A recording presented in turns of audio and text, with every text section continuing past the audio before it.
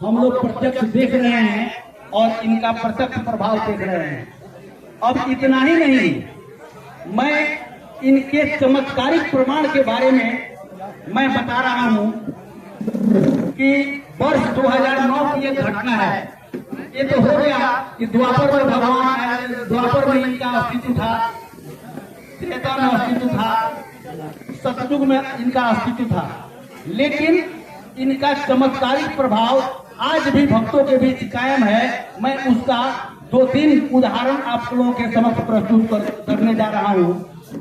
पहली बात मैं बता दूं कि 2009 की घटना है। आज न्यायालय की कितनी आस्था इस बाबा के दरबार के ऊपर है, मैं उसके बारे में आप लोगों को बताना चाहता हूं कि वर्ष 2009 में एसडीजीएम रक्सौल के यहाँ एक मुकदमा दायर हुआ था और एसडीजीएम रक्सौल ने एक दोषी व्यक्ति को सजा सुनाया और वह दोषी व्यक्ति अपने अधिवक्ता के माध्यम से आग्रह किया कि हमारी सजा में कुछ न्यूनता बरती जाए, हमारी सजा को माफ कर दिया जाए। तो एसडीजीएम रक्सौल ने जो जजमेंट सुनाया कि बिहार का सुप्रसिद्ध सोमेश्वरनाथ महादेव मंदिर अरेराज में स्थापित है, मैं आपकी सजा को माफ कर दूंगा, आप वहां जाएं और 6 माह तक उस मंदिर में रहकर वहां का झाड़ू पोछा, मंदिर की सफाई और सेवादारी करें। और वो व्यक्ति वर्ष 2009 में कोर्ट के आदेश को लेकर इस मंदिर के प्रांगण में आया और आने के बाद 6 माह तक यहाँ सेवा किया। और इतना ही नहीं, 10,000 का आर्थिक दंड भी कोर्ट के द्वारा उस व्यक्ति को सुनाया गया था और इसमें निर्देश था कि 10,000 का जो आर्थिक दंड है वह दंड आप मंदिर प्रबंधन को जाकर सौंपेंगे और मंदिर प्रबंधन उस 10,000 की राशि का स्कूल बैग खरीद कर स्कूली बच्चों के बीच वितरित करें। यहाँ वही हुआ और होने के बाद जब उनकी सेवा का कार्य पूरा हुआ, यहाँ से मंदिर प्रबंधन लिख के दिया और जाने के बाद कोर्ट से उनको राहत मिली और सजा माफ हो गई। यह प्रत्यक्ष प्रमाण हम बता रहे हैं बाबा सोमेश्वरनाथ का। न्यायालय का क्या आस्था है इस स्थल के प्रति, इसका हम एक उदाहरण बताए। दूसरी बात मैं बता दूं कि वर्ष 2024 की घटना है, अनंत चतुर्दशी मेले की घटना मैं बता रहा हूं। हम लोग मोतिहारी से आ रहे थे तो तुरकौलिया के पास शिवहर से एक युवक भूमि पर लेटते हुए दंड देते हुए अरेराज की ओर आ रहा था। हम लोग कर उस युवक से पूछे, उस युवक का नाम था हरिंदर, शिवहर का निवासी था। उससे हम लोग ये बात पूछे कि आखिर शिवहर से आप भूमि पर लेटते हुए दंड देते हुए यहाँ जा रहे हैं, आखिर इसका प्रयोजन क्या है? तो वो जो बयां किया, हम लोग स्तंभित हो गए। उसका कहना था कि मैं अपने पिता का इलाज कराने के लिए दिल्ली एम्स गया था और वहां से हमारे पिताजी स्वस्थ होकर आ गए और कुछ दिन बीत गया, 6 माह से ज्यादा हो गया, साल भर से ज्यादा हो गया। अभी उनको याद आई है कि हमने तो यह मन्नत मांगी थी कि अगर मैं दिल्ली से स्वस्थ होकर अरेरा अपने गांव घर चला आऊंगा तो मैं दंड देते हुए जाऊंगा। तो वो वृद्ध हो चुके हैं और पिता की कामना की पूर्ति के लिए मैं दंड देते हुए अरेरा जा रहा हूं। तो यह हरिंदर की उक्ति थी। यह 24 की बात है और वर्ष 2025 की घटना मैं बता रहा हूं। यही श्रावणी मेला, 25 का श्रावणी मेला, एक रविंदर नाम का युवक जो पश्चिमी चंपारण का रहने वाला है, पश्चिमी चंपारण में एक नवलपुर जगह है, तो नवलपुर का रहने वाला वह युवक सावन के प्रथम सोमवारी को हरिद्वार से 31 लीटर जल लेकर वह चला और सावन के अंतिम सोमवारी को अरेराज बाबा को आकर जल चढ़ाया।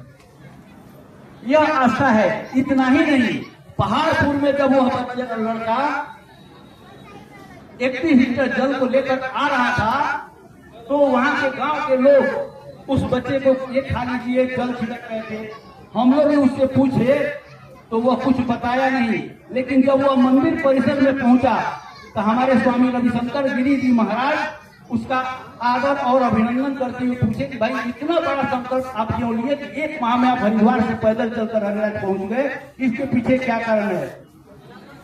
वह लड़का रोने लगा और मैं बता दूं कि आज भाई भाई में हर रिश्तों में दरार उत्पन्न हो रहा है, रिश्तों में कड़वाहट आ रही है। वैसी स्थिति में वो लड़का बताया कि 4 साल हो गया और हमारी बहन की शादी हुई है और शादी के बाद अभी तक हमारी बहन का गोद सुना है।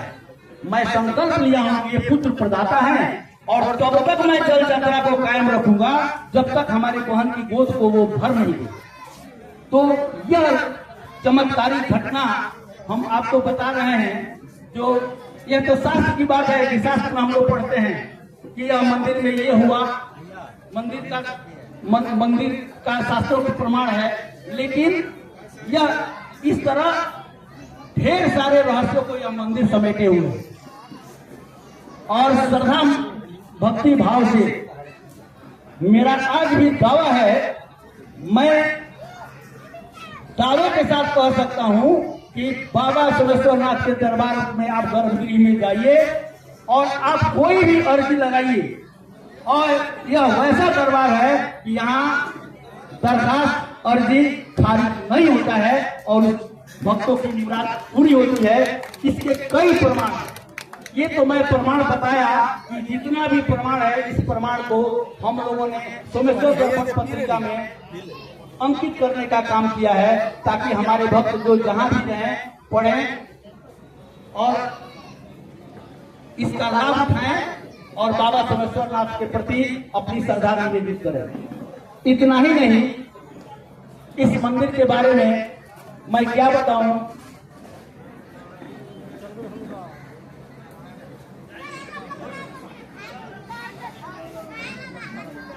हम लोग बता दें कि हम लोगों के बीच हमारे गुरुदेव जो सोमेश्वर दर्पण पत्रिका के संपादक भी हैं और उनके ही निर्देशन में हम लोग पत्रिका का प्रकाशन करते हैं। अभी भी हम लोग के बीच उपस्थित हैं। हम सादर आग्रह करेंगे कि गुरुदेव आप आए और इस मंदिर के रहस्यों के बारे में बताएं।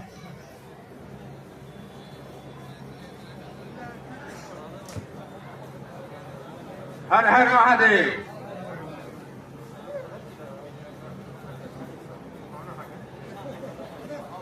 हर हर महादेव।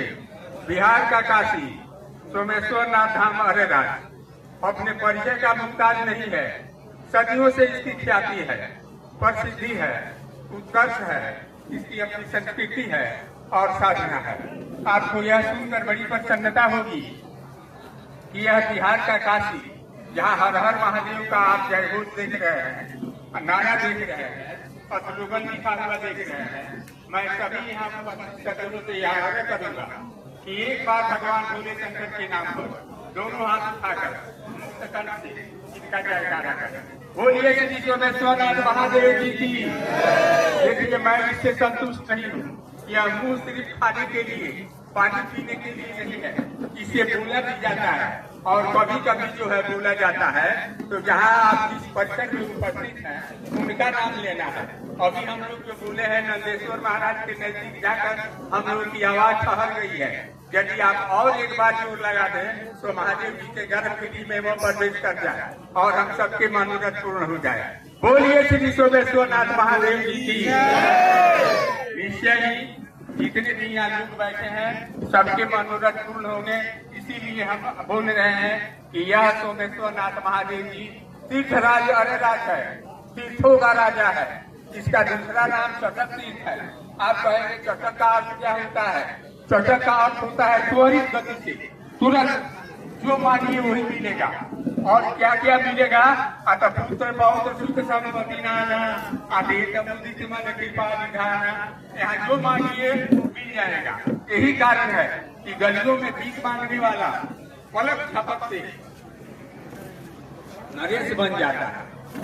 गलियों में भीख मांगने वाला पलक झपक से जो है स्वर्ण मुकुट पर आसीन हो जाता है। इतना ही नहीं, आपको अगर विश्वास नहीं हो तो शिव पार्वती मंदिर के सटे दक्षिण में एक सरोवर है जिसका नाम है पार्वती सरोवर। उसका जल 3 रंगों में दिखाई देगा। हाथ कंगन को आशी क्या, अभी आप जाकर उसका परीक्षण कर सकते हैं। नीले पीत हरा रंग सोहे, अशिला घाट मन को मन मोहे, पार्वती नित भीषण भंगा तेही कारण भय जलो गंगा, 3 रूपों में दिखाई देता है। पार्वती जी प्रतिदिन बाबा सोमेश्वर नाथ के लिए भांग पीसती है और जब वह भांग को लेकर भगवान के दरबार में उपस्थित होती हैं, तो वह जल उफान मारने लगता है और अगले 24 घंटों के लिए वह माता के जो है छवि को अपने हृदय में धारण कर लेता है। माता गोरी, नीले रंग की साड़ी, हरे रंग का क्या नाम है भांग, और इस तरह से वह 3 रंगों में दिखाई देता है।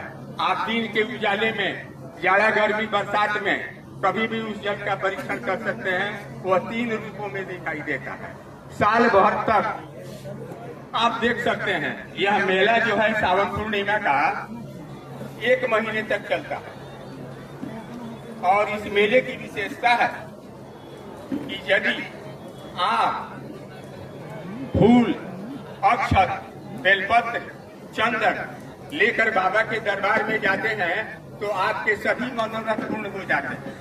इतना ही नहीं, आपको यह सुनकर प्रसन्नता होगी कि यदि आपके पास पुत्र पौत्र है और आप चाहते हैं भौतिक साधन प्राप्त करना, तो गजबाजी अनुमहल अटारी मुक्त हस्त बात ही त्रिपुरारी, भगवान सबको सब कुछ देते हैं।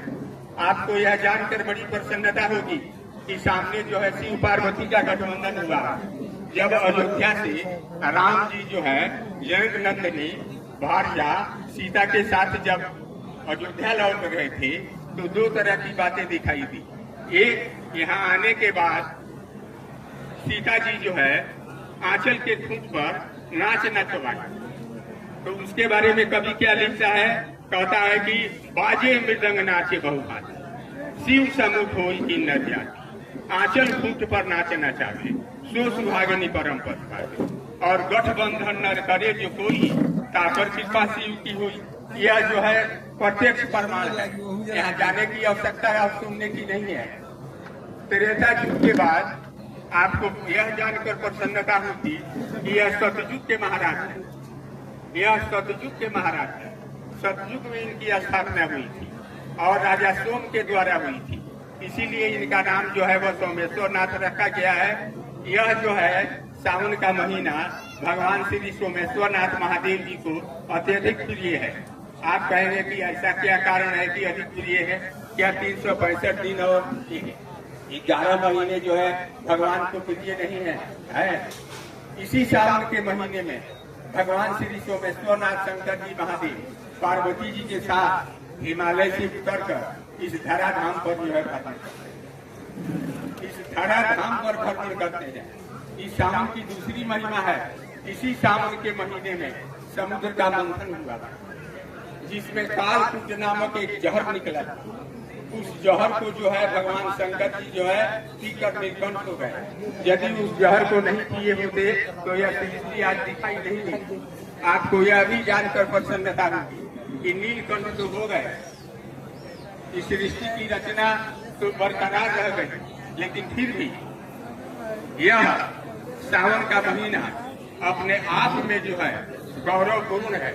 इसी सावन के महीने में भगवान सोमेश्वर नाथ महादेव शंकर जी का पार्वती जी के साथ जो है विवाह हुआ। इसी सावन के महीने में वाल्मीकि आश्रम में लव और कुश का जन्म हुआ था। और इस तरह से बहुत सारी बातें हैं, यदि मैं कहूँ तो कहता रह जाऊँ। अगर आपकी इच्छा हो तो कहें, मैं कहूँ, अन्यथा मैं अपनी वाणी को विराम देता हूँ।